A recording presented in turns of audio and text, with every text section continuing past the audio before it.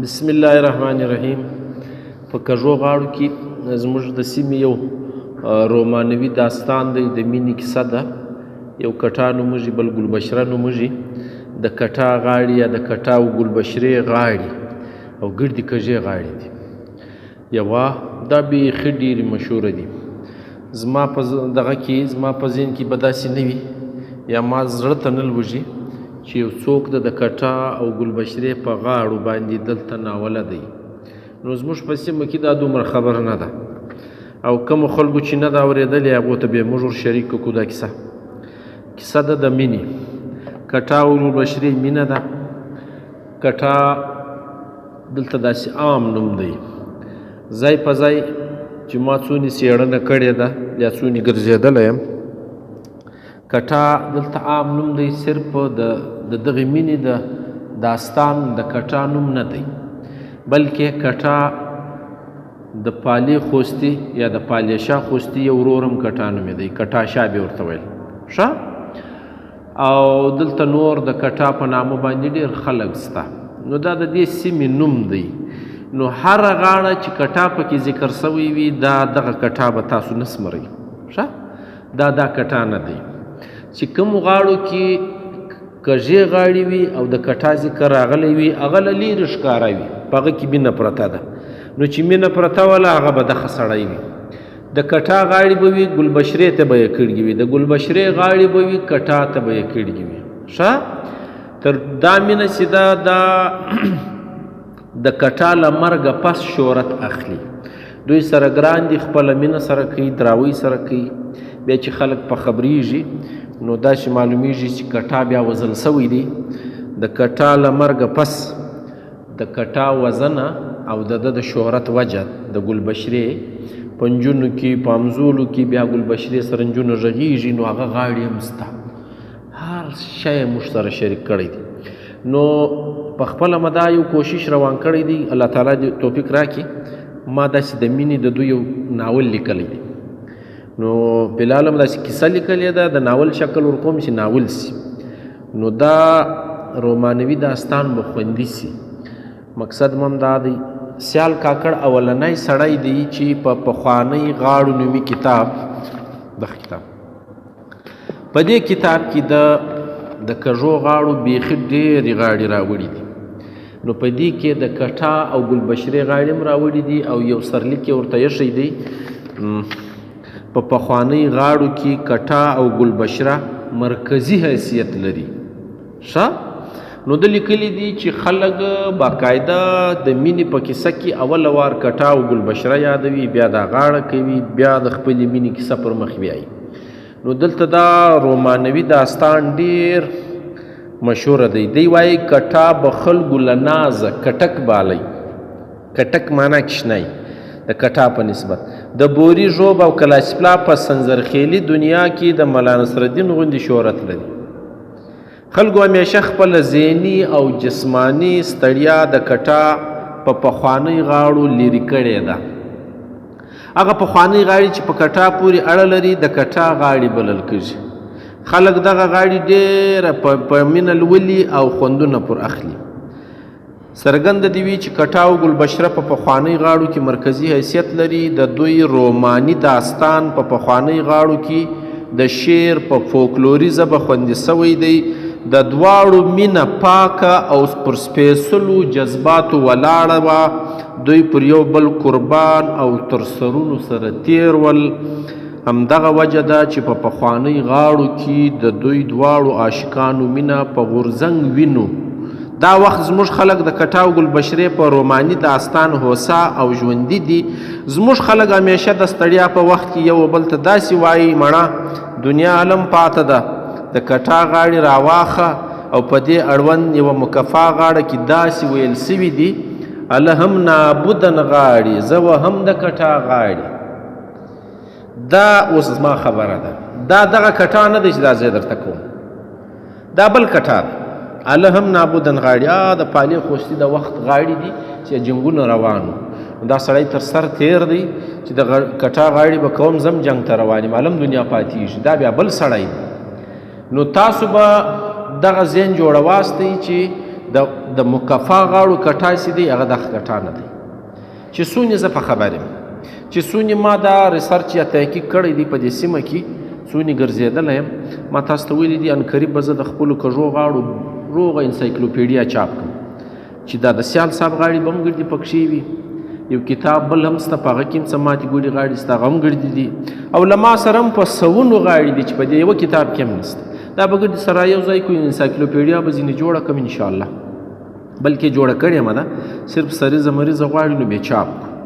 نو زما څېړنه دا ده چې کټا او ګلبشره چې په مینه کې یاد سوي دي د روماني داستان خلک دا د کږو غاړو خاوندان دي د دوی په مینه کې سمه غاړه نسته ښه چې که د سمې غاړې کټا رالی ښه نو زما دا څېړنه ده چې دا بیا بل څوک دی وجه کټا او کټک بیخي ډېر دی نوم دا د یوه سړي نوم نه دی یعنی زموږ په سیمه کې د غاړو دوه شکلونه دي یو هغه غاړې دي چې مینه او حالات پکې بیانیږي یو هغه غاړه ده چې زموږ خلک د میړانې یا د مړانې غالي د مړو غاړې ورته وایي دا چې چا جنګونه کړي دي چا ظلمونه کړي دي چا زیاتوب کړی دي نو زموږ پښتانه د هغه ډېر صفتونه کوي خلک د نه مني مړانه یو لیا بل مړ که جانانه جانان راولاړ شو بل یې مړ کړي اوس نو د دغه خبرو زه خلاف یم دا په پښتنو کې بیخي ډېر دي په کږو غاړې کې وایي نازکه خډل واخه زیاته زنډ مه پکښې باسه خډل و سړي ته ویل کېږي نازک لور دی د ورندیار ورته وایي دا ښځې په خلکو بدۍ کوي دا ښځې په غورونه ورکوي و سړیو ته په دا غاړو کې وایي نازکه خډل واخه زیاته زنډ مه پکښې باسه نازک به نو څوک وي د دې لور دی که نه دی نو خډل څه سوی په غاړه کې ښکاره معلوم چې د دې میړه دی یو چا وزلی دی نو دا څه ورته وایي و خپل لیور ته لوره ته چې هغه ستا د ورور پور واخه زیاته مړی چې چا کړی دی هغه مړ که نو څه ورته وایي نازکه خډل واخه زیاته زنډ مه پکښې باسه نو دا زه ډېر خلاف یم د دې غاړو دا هسې مازې ځینې خلک بیا داسې دي پر دې سیمه جنګېدلي دي د دې سیمې د تحفظ دپاره جنګېدلي دي د هغو غاړې هم شته زموږ خلک چې غازیان او شهیدان ورته وایي د انګریز خلاف د هر زیاتوب خلاف چې دلته راپورته سوي دي نو هغه واقعي هم د دې سیمې سره خواخوږي خلک ول دا پرنګی دلته نه قبلاوي نو د هغو غاړې هم شته نو په هغه کې بیا کټا هم شته ښه تور پټکی کټا پکښې د بم ګولۍ ولي پالې او څوک دی اوس داسې خو نه دی دا هغه کټا دی چې د پالې ورور دی دا مشهوره کیسه د هر سړی د دې سیمې په خبر دی نو زه د هغه خلک چې په دې نه دي خبر او د کټا په اړه به دا غلط فهمي ور ولاړه سي چې هر کټا دغه سړی دی نو زه د ویډیو له لارې دا خبره کوم چې دا کټا جلا دی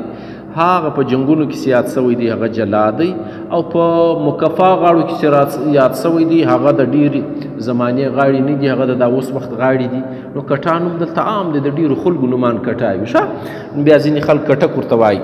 نو د کټا او ګلبشرې مینه څه ده سیال کاکړ لیکلي دي چې کټا چې وایي په خټه شازیی شایزی ښه علي خیل ابراهیم زی سنځرخیل کاکړ وایي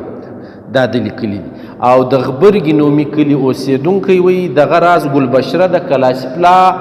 د کم شرن نومي کلي اوسېدونکې وه او په خټه باندې مروزۍ سنځرخیله کاکړه وه یوه خبره خې دا لیکلې ده چې د کلاسپلا د خلګۍ نومي کلي اوسېدونکې وه او په خټه شازیي دغه ګلبشره شي علي خیله ابراهیم زی سنځرخیله کاکړه وه ښه ما چې بیا کم خلک غایولي دي د سیال صاحب له دې تحقیقه په ایسته کټا شازیی مړ دی نن کټا شازیی مړ دی د کور سر پړتګو ونیو ښه اوس نو کټا شازیی خو یاد شو شازیی ځینې خلک وایي چې په هیدرزۍ کاکړانو کې یوه کوچنۍ پښه ده ښه نو دا د هیدرزۍ کاکړانو څخه دی ښه نو چې هیدرزۍ دی او دا بله ګلبشره چې ده هغه دغه رنګه یادېږي چې دا مروزۍ وله سنځرخیله وسۍ ده نو دغه څېړنه چې ده دا نور هم لږ سړی و څېړنې ته اړ کوي چې دواړه صحیح سړی معلوم کړي یا د کور خلک معلوم سي چې دا څوک ول نو داسې غاړې ډېرې زړې دي دا د اوس 100 کاله راهی خواته کیسه نه ده دا ډېره زړه ده تر 100 کاله و خواته کیسه ده 200 یې کېږي 300 یې کېږي دا نه معلومیږي خو دا غاړې داسې مشهوره دي چې دا له هغه وخته د یو بل په خوله کې خوندي سینه در سینه را روانې دي تر موږ را رسېدلي دي نو مینه یې کړې ده شاه زمان چې دی د دا ښځې د کورنۍ سړی دی هغه په خبر سوی دی ځینې خلک وایي چې دا کټا چې و بیا شاه زمان مړه کړی و ښه نو شاه زمان به ډېر بده بلا وي کټا لما ولاړ سه لکشې ګوډ شاه زمان رالی اوس ګای سر خلاص دا ګوډ دی یوه غاړه دغه غاړه بیا داسې هم کېږي وایي کټا لما ولاړ سه په لاس ګوډ شاه زمان رالی د دغه سړي زما خیال یو لاس ډب مب دی یعنې په پښه نه دی ګوډ په لاس ډب دی نو دا هم څه غاړي نو یو وخت ګلبشره وایي دنیا د مچ په شا ده کټا هم شاه زمان وزني مچ خو به ملیدلی یی دنیا دونې کښنی سو د مچ په شا سو ختم سو لږ پاته سو ناشده ده تر اوسه داسې ناشده نه ده سوې دنیا د مچ په شا ده کټا هم شاه زمان وزني کټا به نو خود ورته ویستې دا ما ته راپرېږده دا شاه زمان د دغه سره به زه ګورم ښه نو دا د شرن علاقه چې ده دا شرن هر ځای شته شرن هم ځکه خو به تاسو لیدلي چې شره کوي د آبادۍ نه وي هغه ته زموږ خلک شرنه وایي نو شرن په بوري کې 2-3 کلي شته دورې د کلاسپلا پر خوا کلي شته د شرن وغاړه جار سم د هلته ما او کټا ناستو یو رنګ بل رنګ یې دی د شرن وغاړه جار سم کټا د هلته راته ناستو ښه اوس نو دا څنګه ارماني مینه شوه چې دلته هغه ځای له راغلې ده دا خبره یې کړې ده چې دلته ماته کټا ناست وي کټا چې وزل سوی دی د هغه وینې پرتې دي ښه پر وینو باندې دا ګلبشره ګرځي خپله مینه ماتوي د ده پر وینو باندې بله ورځ باران شروع سوی دی له بارانه څخه د وینې څاڅکي خو ختمېږي نو دا څه ورته یي باران ته یی د کټا پر وینو مه اوره ټک سری سې بارانه د کټا پر وینو مه اوره ټک سری سې بارانه پر سر د ټکه سمه سه ټکه دې ووه و باران ته وایي دا ښځه په دې کې څومره ژوروالی دی څومره ښایست دی د غاړو او د کټا پر مینه راغم لکه جونګی وپړېدم ډېر خلک به زموږ په ژبه نه پوهېږي پړېدل چې سرلی جونګی حیوان ټوپونه وي دښته وایي د خوشحالۍ ټوپونه وي تاسو به لیدلي چې مور ته سرلي ورېله کې یا هر کښنی حیوان ورېله کې نو دی د خوشحالۍ څه ټوپونه وي زموږ خلک دغو ټوپو ته پړېدل وایي نو د کټا پر مینه راغم لکه جونګی وپړېدم څوک وایي ګلبشره له خوشحالۍ مه ټوپونه شروع کړو خوند یې راکړي دا خو د ده کور دی په دې کې ډېره مینه پرته ده وایي د کټک لمبې مه واخې اوس کټا نه دی کټک دی د ګراني نوم دی ښه د کټک لمبې مه واخې په تور سر تر کلا ووځم د کټا لمبې چې راولاړې شي د ده مینه رایاده شي بیا سر تور ټیکری پاته شي د باندې ووځم لیونتوب وکم ښه د کټا ګرانی مهیر کوي کار راواخم د نابودي کټا مهیر سو د ګرانی مهیر سو د دنیا نابودي کار راواخم یو کار کوم دا هم وخت دی ښه په یو غاړه کې وایي دښې کمال دا دی چې په کږو غاړو کې تاریخ هم خوندي سوی دی روایات هم خوندي دي نن کټا شازیای مړ دی د کور سر پړتګو ونیو ښه نو د کټا شازی کوم رالی نو دی مړ دی د کور سر پړتګو ونیو پخوانیو خلکو غټ پرتګونه کول 10 غزه 15 غزه 14 غزه په ویډیو کې درته وایم چې زما د پلار پرتګ 14 غزه وي پر تار باندې صرف د پرتګ خورېدی بل ځای نه کېدی دا زما پلار کاوی زما یاد دی نو دا پخوانیو خلکو دا عادت و دا پرتګ به دلته نه ورسره ځای دی دا چې بیا دا زلخور کوي لا سره به تر سره تار ګرد په ونیو چې بیا وچاوي اوس په غاړه سر در خلاصوم نن کټا شازیای مړ دی د کور سر پړتګو ونیو یو معنا خې دا د زموږ خلک کالي ټول کې بسترې هغه ته چی شوی کور یای که نه یای نو هغه کور چې بسترې دي نو خود خلک راغلي دي د دوی اجزان راغلي دي نو دا پرتګونه د هلته منځ یې ایښلي دي نوي جامې یې اغوستې دي نو دا کور یې ګرد نیولی دی نن کټا شازوی مړ دی د کور سر پړته ګو ونیو دونی غټ کو یو بل رنګ د دې غاړې معنا دا اخستلی سو چې زموږ کور سي دی دا دونی غټ پرتوګ والا خلک راغلي دي ګټ کور یې نیولی دی هغه کلا به راواخو په دواړو معنا ټیک ده په هره معنا سې واخې د کټا بېدي د شپې دي وخت به تر نسي را باندې داسې غاړې دي ښه یو نجلۍ بله نجلۍ د کلي و ګلبشرې ته شروع ده چې آیسته کټا خو ما ولدی خو ډېر ښایسته وي زموږ د نوي ځوانانو په اصطلاح چې دا خو ډېر غوړ وي دا خو ډېر خوند کوي نو دا نجلۍ ته په نامه یایي یای پر کټا د مرګ روا وي واورګۍ پر غوړېدې به سر خو په خلاص په غاړه یای نو تا غوزي نه پر واچوله نه پر وغوړېدې غوړېدل زموږ خلک په غوزي کې نیولو ته وایي ښه نو وای پر کټا د مرګ روا وي واورګۍ پر غوړېدې به واورګۍ د نجلۍ نوم دی وای بس ته دغې ورته کتل ګورئ دا څنګه مینه ده رقابت هم نه ورسره کوي یعنې رقیب خو نو یې زما په محبوب کار مه لره تا څه کار دی دې ته دونې خوند ورکوي دا ګۍ تا په غوزي کې نه ونیوئ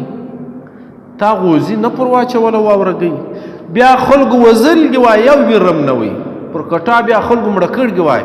هیڅ مسله نه وه نو پر کټا د مرګ روا وي واورګۍ پر غوړېدې به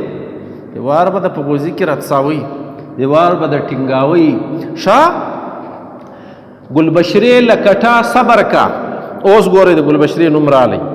ګلبشرې له کټا صبر کا له حدمه باندې جوړ کړي څنګه غاړه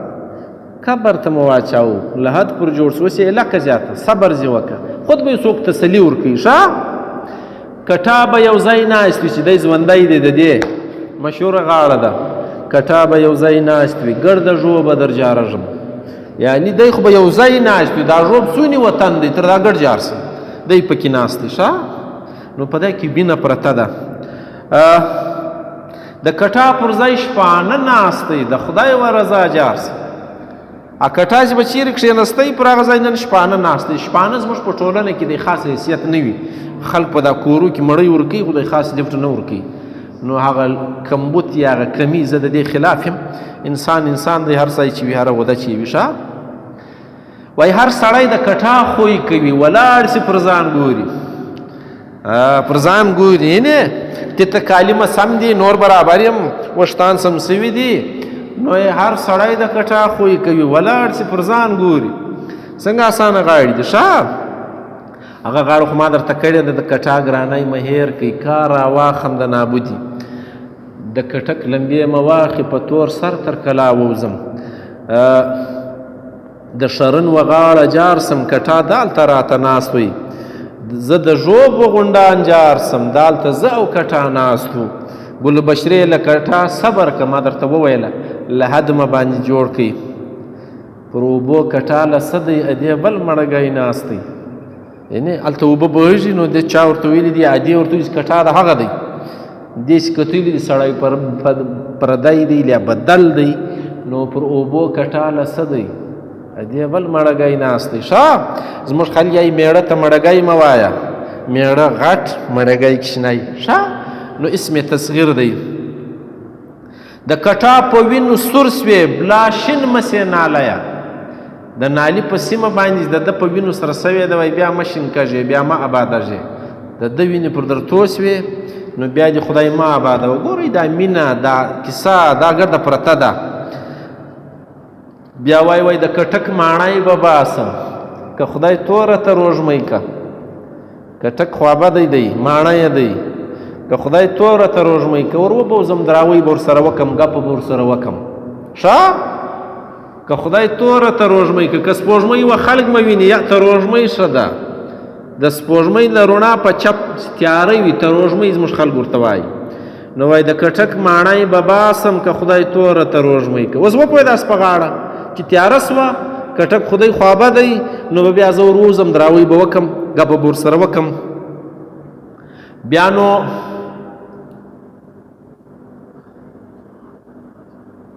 د کټا خوږې خبرې ما په یاد کې سروبني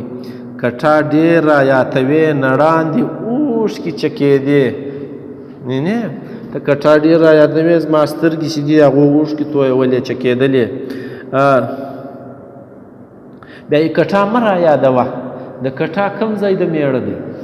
خوابدګي سوې ده لکه وایه نه یې غواړم، دا دونې شی نه دی. کټا او ګلبشرې مینه زموږ په کږو غاړو کې خوندي ده. ډېر ښایسته رومانوي داستان دی. دا ما بیخي ډېرې غاړې راټولې کړي دي. دا غاړې به زه ګډې د خلکو سره شریکې کړم د دوی په مینه باندې. ډېرې غاړې اوس هم شته چې موږ خلکو ته نه یې رسېدلي، د خلکو په خولو کې شته، نو تر موږه نه دي را رسېدلي. دا مینه چې ده دا بغیر میلاپه، بغیر یو بل ته د لیدو ختمه سوې ده. او ما چې څونې د مینې داستانونه ویلي دي هغه اکثره له یو بله لرې پاته سوي دي، بیا مشهوره سوي دي. ښه مینه چې له یو بله څخه عاشق و معشوق لرې وي نو دا مشهوره کېږي. بیا څوک مړ سي، عاشق پسې مړ سي، عاشق معشوقه مړه سي، عاشق پسې مړ سي. خو بهرحال دا غریبه چې دا کټا مړه سوی دی دا ژوندی ده، نو ډېر وخت دا افسوس کوي، ارمان کوي، خلک نجونو ته سلیانې ورکوي چې زیاته مړ دی، زیاته په قبر کې دی، زیات یې پرېږده. یو وخت به دا خود شنځړې وي، کار نه کوي، بل وخت بیا د دنیا کار شروع کړی دی او کار بیا راخستی، بیا چرت وایي چې هغه د ده مینه د ده ګرانه هم راځي یو ځای د دنیا کار خو هم کوم روان دی. نو داسې ښکاره کېږي چې کډا وختي مړه سوی دی، وژل سوی دی او دا ژوندی پاته ده. او دا غاړې چې دي هغه د ده د مینې او د ده د تاثراتو په دغه کې دی ویلي دي، یو شی یو ځای دی یاد کړی دی. او دا ګردې کږې غاړې دي. کمال دا دی چې یوه سمه غاړه نشته.